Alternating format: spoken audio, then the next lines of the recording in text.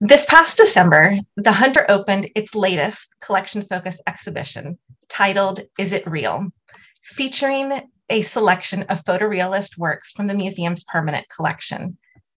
And tonight, I have the distinct honor of introducing renowned author and art dealer, Louis K. Meisel, who in 1969 famously coined the term photorealism.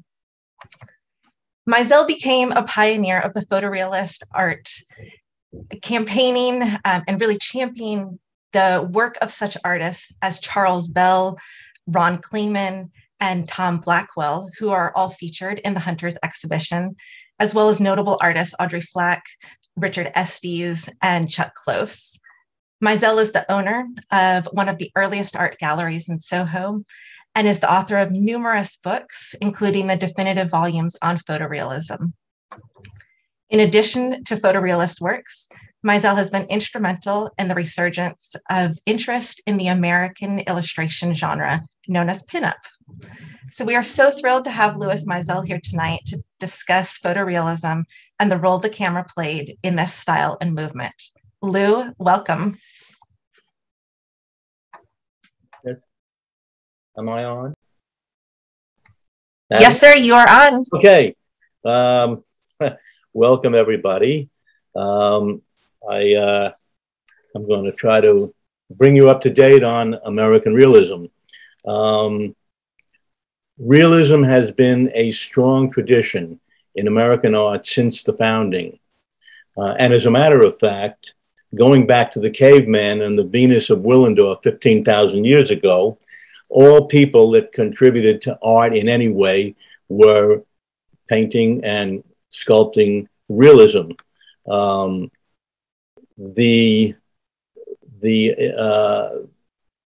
artist's objective, the artist's purpose, the artist's requirement was to be a reporter and a recorder of faces, places, and things, which is portrait, still life, and landscape. Anyway, let's jump forward to the middle of the 1800s when a camera was invented. In reality, I think Vermeer was using something called a camera obscura, and there were artists who were experimenting with some things that came before the camera. But we're going to start with the camera in the middle of the 1800s. And this is sort of a tongue-in-cheek kind of jokey kind of thing. But I say to people that somewhere in the later quarter of the 18th century, 1800s, the Impressionists, who became the Impressionists, were sitting around in one of their taverns or bars in Paris, Monet, Manet, Cézanne, Renoir, and one of them said, "Hey, there's cameras here. We don't have to do that anymore." And what it meant was that artists did not have to do this very precise realism that was sort of recording and reporting world history. So let's kid around and say that the Impressionists began moving away from realism as it always had existed. Of course, realism, depending upon where it was always a bit different. You know, the Egyptian realism was one kind of thing. The Greek realism was another thing. The Roman realism was another thing, and so on and so forth. At any rate, the Impressionists came along. They started moving away from doing what artists had always done. We moved into the 20th century. There was post-Impressionism, and then Picasso, Leger, and Braque began something called Cubism, which still had imagery. And then it moved on, and there was Surrealism, and there was still imagery. But as we got into the 1940s, the abstract expressionists came along.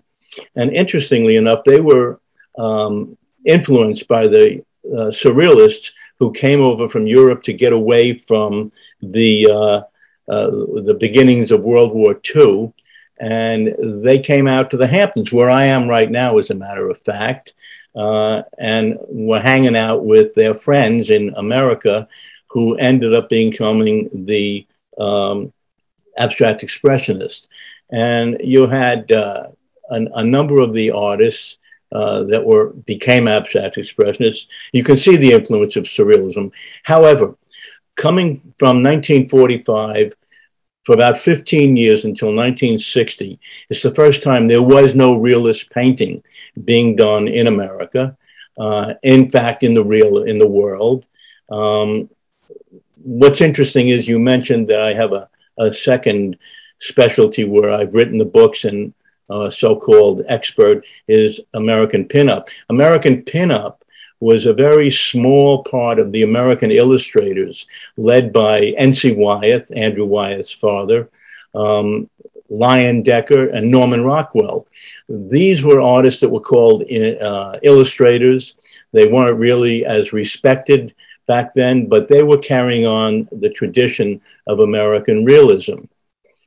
At any rate, we'll get into the middle 50s, and it's important because in 1956, at the age of 14, after growing up as a trained classical pianist, a friend of mine said, let's go to the Museum of Modern Art.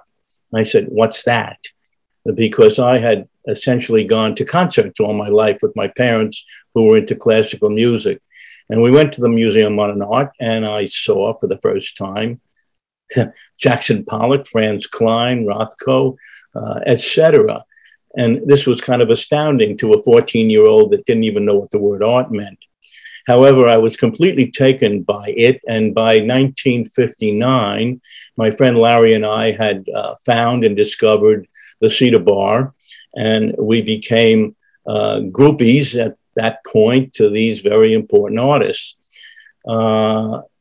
Somewhere towards the end of the 50s, three artists, and they are Jasper Johns, Rauschenberg, and Larry Rivers, began to move imagery back into painting. They began to bring imagery back after abstract expressionism had completely eliminated it.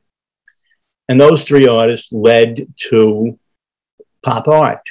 I'll take a little break here for a moment and tell you that I am the executive producer on a movie that will be coming out this year called Bad Boy of the Art World, Larry Rivers. He is the one of the three that I got to know the most. And about 2 years ago, a very, very famous filmmaker asked me if I would become his producer on this movie, mainly because, number one, I knew Larry Rivers, but number two, no one else that had been financing and producing his other movies was going to take a chance on this Larry Rivers movies. I may talk about that with you later, but it's a very risque, politically incorrect movie coming out. Okay, now we get into the 60s, and because of my friendship with the abstract expressionists, primarily Stamos Rothko and Franz Kline, and Stamos and Rothko are two people that I worked for. I was a little bit late getting to pop art, and in 1962, I did, and I got to know very well Andy Warhol, Roy Lichtenstein, very well friendly with Tom Wesselman, and Mel Ramos. Ultimately, I ended up representing Mel Ramos until he died a couple of years ago.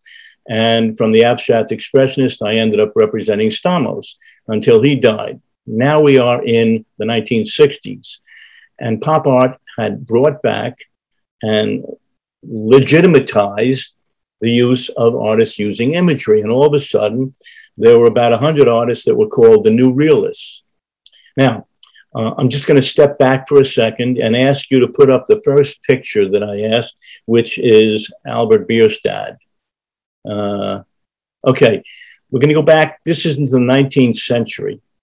Now, I said that the camera was invented. Artists decided that the camera was there. They didn't have to record and do what the camera did. However, almost all artists from that point on began using the camera. But it was illegal. It was against the rules. They were not allowed to do that. It was cheating. This is an Albert Bierstadt, and I think he's one of my favorite of the Hudson River School. And he did not make that painting by standing out there and painting that. He had to have used the camera to gather information. We got into the 20th century, and you had all of the great realists in America early on. They used the camera. Okay, let's take that off for a moment because we'll get, let's go to Richard Estes for a moment. And I'll leave that on the screen. Okay, so now we're in the 60s, and there are 100 artists called New Realists, and they included people like Tillum and Bruder and Morley and Alex Katz and Philip Pearlstein and Janet Fish. You know these names. They were all realists, but still kind of painting without going into extreme realism. In the mid 1960s, I met Malcolm Morley, and he was what I would call a late pop artist. A lot of people say he's a forerunner of photorealism. He may have been, but in 1965-6, he did about a dozen paintings of steamships, and he used postcards of steamships, ocean liners, to make the paintings. It got my attention. Also about that time, I saw paintings by Audrey Flack, and one of her earliest, more famous ones was a painting of the Kennedy assassination. Kennedy is in the car with Jackie and the pink outfit, and it was in the magazines, and Audrey painted that in 1964 or 65. So she was one of the earliest. Towards the end of that decade, 69, 68, I saw Chuck Close. And of course, as I said, Audrey Flack and Richard Estes. And I began seeing artists who were going beyond anything that had ever been seen in realism, in detail and information. Richard Estes was the leading artist at the time in what we call photorealism cityscape. And what you're looking at now is probably one of the biggest and one of the finest Richard Estes that existed. He was very big on reflections in buildings. This happens to be of Lincoln Center. If you look up to the right, you can see the Ansonia Hotel, which was one of his favorite subjects, and you're looking up Broadway. But now we know that he was using photographs. The photorealists who I named in 1969 were using the camera, they were using the photographs, they were using it to gather information, to go back and paint in the studio. And unlike all realists up until that time, they did not deny it. They said, yes, this is what we're doing. Why should we try to sit out there like the Impressionists did in front of a cathedral and draw doors and bronze and gargoyles and stained glass and all the architecture and spend 6 months and go back with those drawings and then construct their paintings? We can do it with a camera. Richard Estes is there. You're looking at Richard Estes.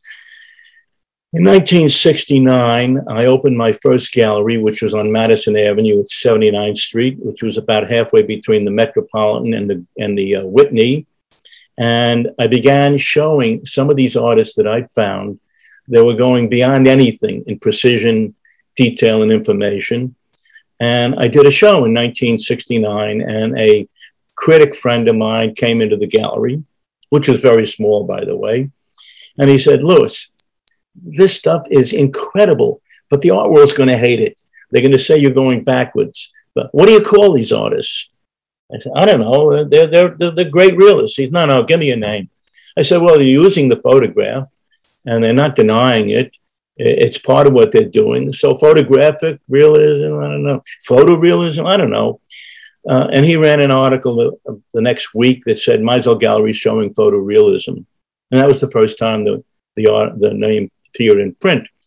In January of 1970, which was the beginning of the new decade, the Whitney Museum, with the curator Jim Monty, did a show called 22 Realists. And in the show were 7 of the artists that I had kind of designated as photorealists. And in our discussions about it, I had mentioned the word, and he actually used the word in his catalog. The show was called 22 Realists. And that sort of was the second time. And the rest is history. And I've been basically promoting and presenting these artists for the last 50 years. Problem is that once it became known that I was handling this kind of art and fine realism, I would be approached by 500, 600, more 100 artists a year.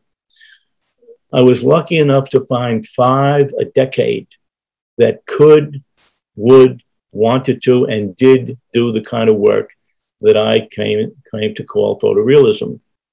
Altogether, in my books, I think the 4 volumes, first one, 1980, the second one was called Photorealism Since 1980, which was 1990, then at the millennium, and then finally in the digital age, maybe altogether there were 50 artists, and altogether there were 25 that have made the cut.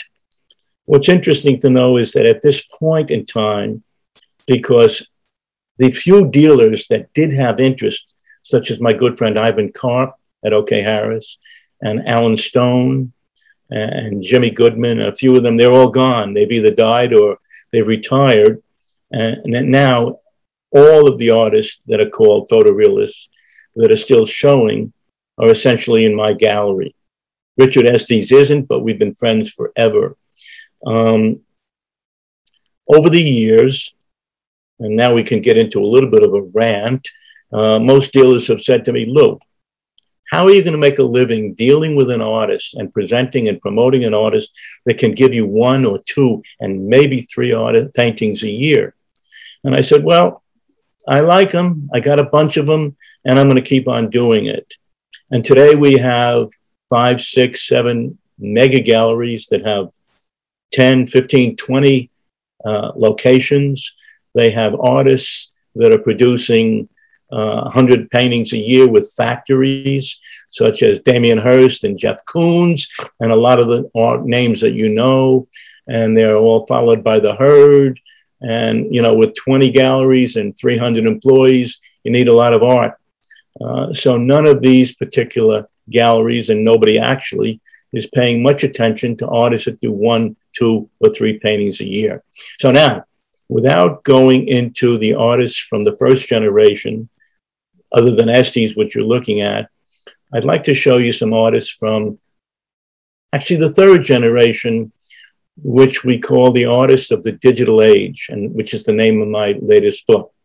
And these artists are now producing paintings that have more information and detail and incredible touch than any paintings that have ever existed on the face of the earth, going way beyond Richard Estes that you're seeing right now, going beyond anything that existed in 5,000 years anywhere. So the first one we're going to look at is Rod Penner. Okay, Rod Penner lives in Texas, and in traveling around the small towns in Texas, he spots and comes up with these kind of forlorn, sort of vacant, dilapidated towns. There was a movie years ago called The Last Picture Show. He reminds me of that. I also worked in Texas back in the 60s, and I remember these buildings. So this is one of his Texas towns. The second one, which you're going to look at now, is a spectacular painting. Let's see the next one. This painting is about 7 feet across. And if you could actually see it in detail, you can almost see the snowflakes and each stone on the ground. But it's not even so much that it's got that detail, which does help it. It goes beyond anything that a camera or a photograph could take. I'll show you later why there are pictures that could not have been taken by a camera. But these pictures are taken with a digital camera where he takes hundreds of pictures. The next one I want you to see is Bertrand Mcneil. Mcneil and Penner are 2 of the finest that have ever existed on the face of the earth, and it's not wrong. I mean, I'm serious. I'm not kidding around. If you get to see this painting in person and you look at the computer video store in the lower left, inside the store, at the back of the store, on the shelves are cameras and telescopes, and you can see them and to see the detail in this painting. If you look across the street where the taxi cab is entering the street, there's an art gallery, and you can actually see the paintings on the walls in the art galleries. If you look down Broadway, all the way down to Times Square, you can see all the details. You can see the license plates on the cars. Now, As far as cameras, no camera could take this picture because no camera could look all the way across 50th Street to the left and see all the way down Broadway to the right and look all the way up to the top of skyscrapers. This had to be taken with hundreds of pictures, one of them just of the computer video store, et cetera, et cetera. Okay, so let's see another Mcneil. Okay, here's another one. Again, the camera cannot go all the way across the street, all the way across town. It can go all the way uptown.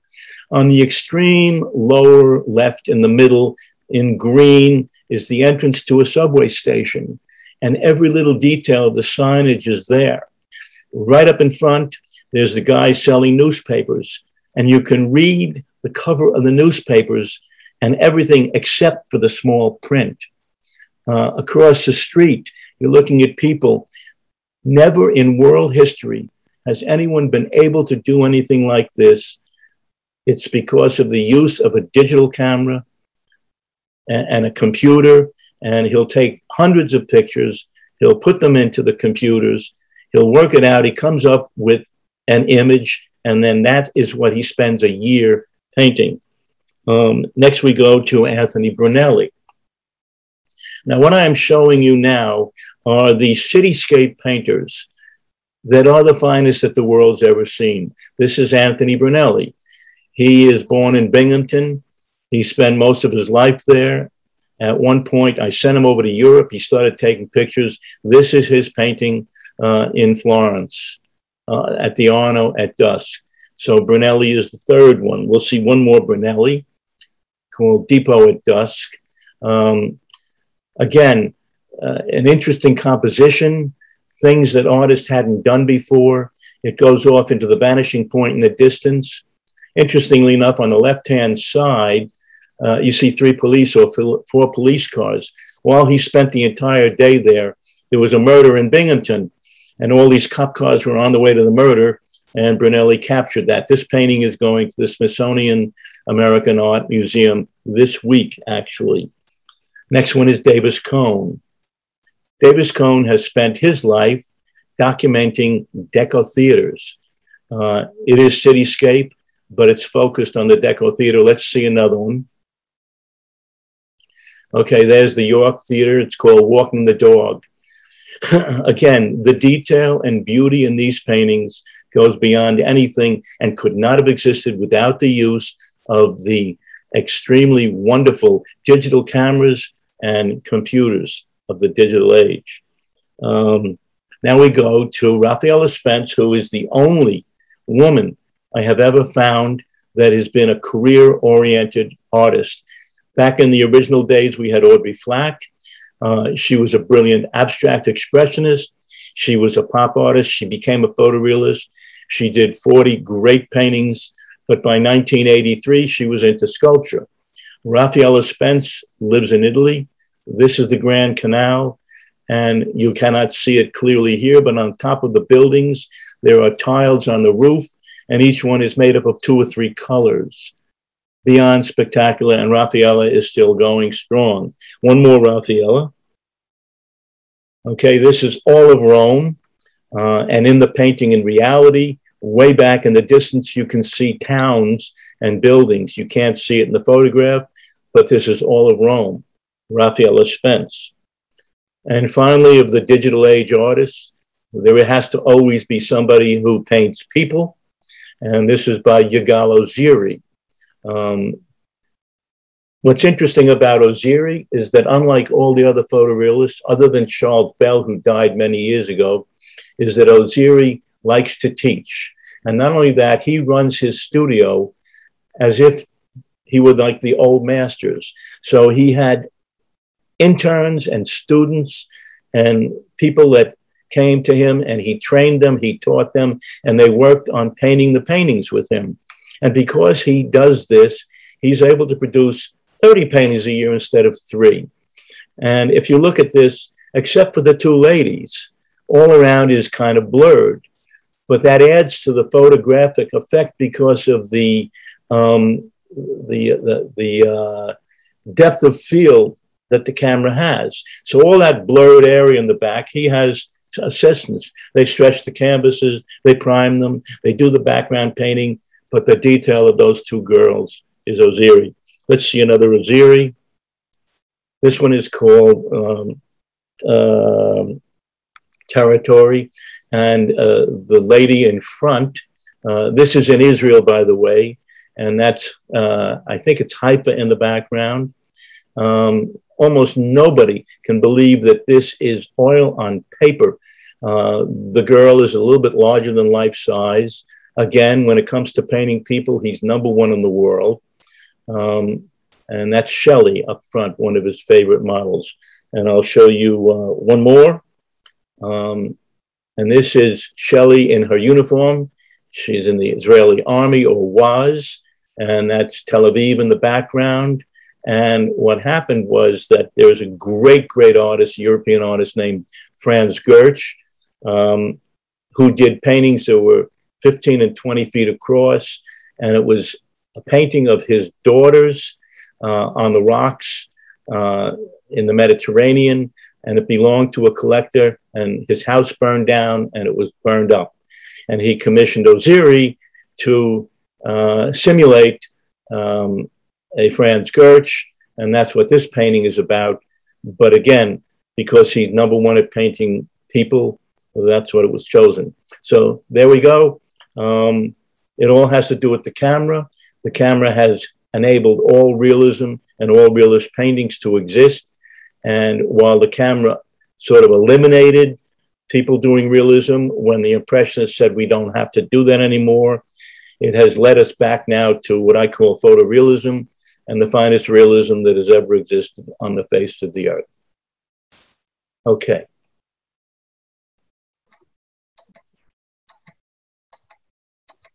Somebody else coming back in now? Lou, thank you so much for this great insight, for this information. I know that when we were working on this exhibition, one of the things that I found kind of funny and a little bit difficult was expressing technologies that artists used in the 60s and 70s, and how some of those technologies, I mean, a great deal of those technologies are not being used today, like even something as simple as, an overhead projector. And I really struggled in terms of writing about photorealism and how much I needed to kind of describe some of those technologies. So especially in a time where, just about everyone has a camera in their back pockets, do you think that it has made photorealism either easier to create for artists, or do you think it's made it as a artism more appreciated by audiences? Well, obviously the camera makes it easier for anybody to come back with information and use it to make their paintings. With the photorealists, in the early days, they would have slides, 35mm slides, and they would project the slide on the canvas, and then with a pencil, draw in where everything was to be. Then they would either project the image small to the side or actually make a print and refer to it and say, okay, this little area, this is the color, match up the color, and paint it. The other method was the old English grid method, where Chuck Close and Malcolm Morley and a few others would draw a grid on an 8x10 photograph, 1/4-inch squares, and then on the canvas, blow it up into 3-inch squares, and they'd look at what was in each of the tiny squares and go ahead and paint it in the large squares. But again, it took a lot of patience, a lot of skill, and in the early days, no school was teaching anyone how to paint realism. So every one of the realists, all 25 or 30 of them, invented their own ways of doing it. Some used airbrush, some used acrylic, some used paint. And yet they all, from a distance, had the same effect. Incredible, detailed, beautiful realism. we have some questions. And I just want to remind everyone who's tuning in live this evening, if you have any questions for Lou, please, add them to the chat or to the Q&A feature at the bottom. One attendee was noting that the Winnipeg Art Gallery around 1980 did a realism exhibition with sculpture. So I'll just chime in on that and ask you how common is sculpture within photorealism? The sculpture. You're asking about sculpture that went along with that? Yeah, there was a group of sculptors that were called Verists, Verists. And the leading two were Dwayne Hansen and John DeAndrea. I represent John DeAndrea. Hansen died a long time ago. He was with O.K. Harris, my friend. There were others. There was Marilyn Levine, who made leather goods, suitcases, shoes, golf bags that looked like they were leather, but they were really ceramic and painted. And there was Judd Nelson, who carved toilet papers and different objects made out of Carrara marble. So Judd Nelson was the fourth. There were a couple of others that came in and out. And by the way, I mentioned that Raphaela Spence was the only woman. Back in the day, there was Idel Weber, but her career lasted 3 years. There was a few others, but they didn't continue. Raphaela is the only woman whose lifelong career has been that. Marilyn Levine was a prominent figure. I would have to say that the most important three were Dwayne Hansen, Marilyn Levine, and John DeAndrea. Both John DeAndrea did nudes. Hansen did all sorts of people, middle America people, and Marilyn Levine reproduced or created what looked like leather goods. We had another question. Somebody was asking about the artist Robert Penner and how Penner compared to the American photographer William Eggleston. Eggleston, okay. Well, okay, first of all, the American photographers that went out and photographed took pictures, and you got to buy or see or go to a museum, and it was a painting, it was a picture. Penner's doing the same thing, but it takes a lot of photographs and a combination of those photographs to make what he does. It's kind of a hard question to answer. Eggleston, I don't know what specific pictures he's talking about, but the difference between Penner and Mcneil, by the way, and the two of them are the top of the rank, is that Penner looks like he has the same kind of detail, and in reality, it almost is, but there's a sensitivity and a touch that distinguishes him and makes him different from Mcneil. But again, they all have their own techniques invented by themselves. And then a follow-up question to that. There was a question on your thoughts on Edward Prudzinski. I'm absolutely butchering his last name. Burtynsky, Burtynsky. Brunetsky. They're asking about that artist? Yes. I don't know who that is, Brunetsky. Spell it again. So it's Edward, B-U-R-N, or B-U-R-T-Y-N-S-K-Y. Don't know that artist. Okay. John, if you want to follow up with that, we might be able to answer that question. This is a very interesting question. Can the use of photorealism make it difficult to detect forgeries? Say it again. Can the use of photorealism make it difficult to detect forgeries? Well, let's put it this way. I've been doing this for 50 years, and I have never seen a forgery. No one has ever presented anything to me and asked if it was or not. Auction galleries do ask me to authenticate, but my 4 volumes illustrate, I'd say, 95% of all the 4,000 to 5,000 paintings done by the photorealists in 50 years. They've all come through either me or O.K. Harris or Alan Stone. I've done the research and kept the documentation so that instantly, if I see it, number one, I can tell if it's real just by looking at it, but I also have the history, the provenance.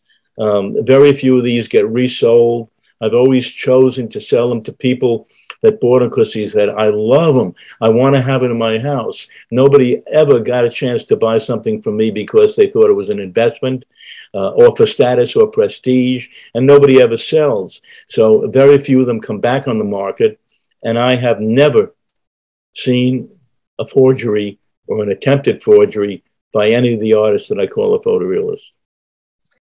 I would imagine that there are easier works to forge as well. Having watched some videos of the artists, making some of these works, it really does look very technical and very difficult. One of the things is that some of these things took a year to do, and there's nobody going to do a forgery and going to try to spend a year doing it. Abstract expressionism, pop artists, those are different things, earlier things. But the photorealists, in general, their prices have not gone into the millions and multi-millions, other than maybe Estes Flack and Bell and whatever. And then they're just over $1 million. So there doesn't seem to be the money in it for the time it would take to actually do it. And it's just not something that has ever occurred in photorealism, that there had been any kind of a problem with fakes or forgeries. So, I mean, you coined the term. You're the first person to use this term, photorealism. And according to the research, it says this happens in 1969. So prior to that, would any of these artists have been deemed just realist and kind of, described in that sense? There was no word for them. They were new realists. That's it. It was new realists is the overall. Photorealists, I guess, are part of new realists. It's like, even, it's a funny thing that the artists themselves, they said, well, I'm not a photorealist, I'm just a great realist. But they're all friends. We were all friends. They sort of understood that with the Impressionists and the Cubists and the Surrealists and the Abstract Expressionists and the pop, not the pop, but up to the abstract, those names were made up by artists for their particular movements or what they were doing. Pop art was the first one that wasn't, because Warhol, Lichtenstein, those guys, they didn't even know each other. They weren't friends. Lawrence Holloway, the art critic, made up that word. I made up the word photorealism. The artists didn't. They sort of understood that that's a pretty good word. And when a curator would come to the gallery or somebody, a museum, and I'd say photorealism, if I could show them 6, 8, 7, 10, then, well, let's do a show. And the word worked. It's sort of a commercial word, but it's become a historical word now. And it does definitely describe a certain group or type of painter. And when was it fully adopted into the lexicon? Is that kind of coinciding with the 22 Realist exhibition, or do you see people start using it? Really, in 1972-3, I was commissioned by a very famous lawyer to create a collection for him, which I did. And part of the deal was I said, I'll do it, and I'll get you the best paintings. It'll all be 1973, and you're going to pay them 10% more than they ever got, so that we can get in ahead of the list and whatever. And then I'm going to ask you to let me send it to 25 museums over the next 5 years, with you paying all expenses to help promote this. And that went out to 25 museums. In 1978, I convinced him to give it to the Smithsonian, which he did. And since then, that collection's been to over 160 museums in whole or part. But in the middle 70s, the word became used. Interestingly enough, in Europe, and in France and Germany and the languages, the word photorealism didn't have the same kind of meaning, and they ended up calling it hyperrealism. Italians called it iperrealism, IPP, hyperrealism, iperrealism, and that word became almost synonymous with photorealism. But to this day in Europe, they prefer to use the word hyper or hyper or something that fits with their language. But it's all the same thing, and it refers to the same artist that we're talking about. So is it accurate to say that the early photorealists, their goal was to mimic the character of the photograph, not just the detail? No, well, again, the photographs that they took were the material and the gathering of information that all through history artists did by drawing or some other way. So they weren't trying to duplicate or mimic the photograph. They were using the photograph to make a painting of something that they thought they would like to paint. New York City, Texas town, Italy, someplace else. And there is no photograph. You could not have a photograph that would be what you see when you see these paintings.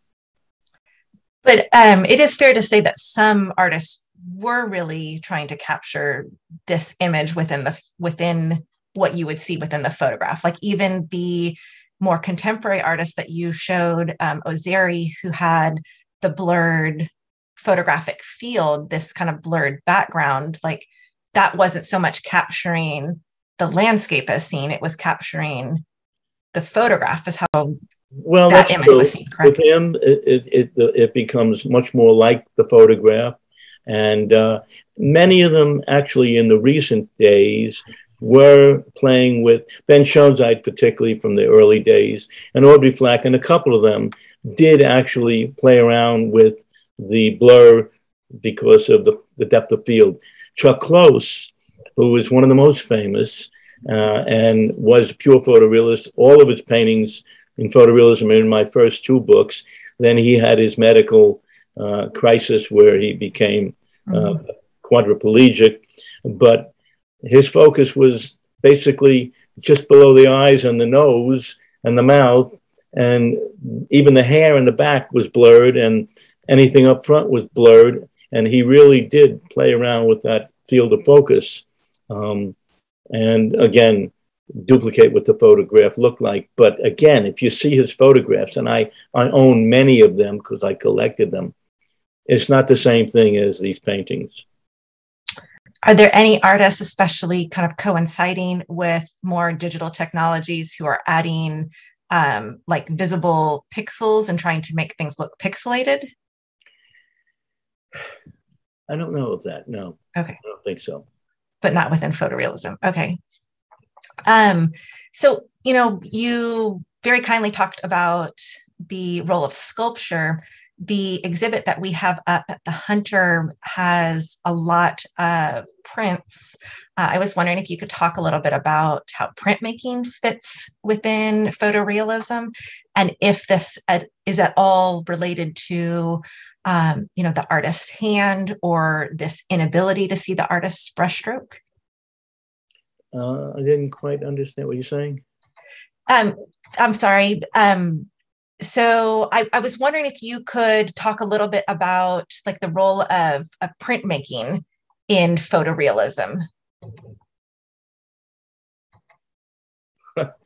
So I'm sorry, I'm not getting exactly what you're saying. I'm sorry. Am I having some issues with my sound? Maybe the sound. Go ahead, say it again. You want me to? Okay, we can also have Adira jump in too, if she needs to. You want me to talk about? About the role of printmaking? Oh, printmaking. Oh, okay, yes, okay. I'm sorry. No. Yeah, okay. The photorealists, all of them did prints to some extent, but at one point I had a company called Editions Louis Meisel, and in reality, I've actually offered you some of those original prints, but it took a lot of time to make prints the way the photorealists wanted them to come out. And almost none of them ever really have a photographic look. The ones that you have in the show are by the photorealists, but they don't get that, photographic look. I might point out here, though, just for the moment, that you have a Bechtel Triptych. Robert Bechtel is the first, in my opinion, real photorealist. And that painting you have, that triptych, is extraordinary special painting. But when you look at Bechtel's work and Estes and the other ones compared to the artists of today, they're very loose. When you stand across the room and look at it, it looks photographic. But when you get up close, it's really quite painterly.